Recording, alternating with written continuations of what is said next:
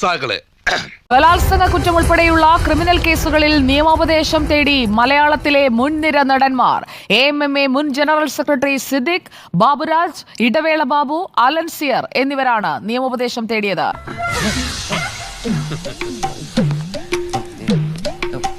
സാറേ ഇവൻ കൊള്ളനാ അല്ല കള്ളൻ. ഇവൻ കള്ളനാണെന്ന് എനിക്കറിയാം.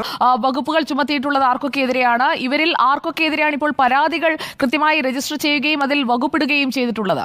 നിലവിൽ സിദ്ദീഖിനെതിരെ മാത്രമാണ് പരാതി രജിസ്റ്റർ ചെയ്തിട്ടുള്ളത്. അത് മ്യൂസിയം പോലീസ് 376 വകുപ്പ് ഇന്ത്യൻ ശിക്ഷ.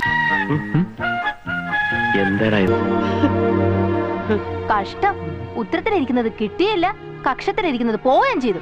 സിദ്ദീഖ് നിയമോപദേശം തേടിയത് ഹൈക്കോടതിയെ സമീപിക്കുന്നത്. ഇതെല്ലാം ഇവരെല്ലാം നടന്മാരെല്ലാം ഹൈക്കോടതിയിലേക്ക് തന്നെ ആദ്യമേ പെണ്ണുങ്ങളെ പിടിക്കല്ലേ ചേട്ടൻ കൊന്നേ, എന്തിനാ?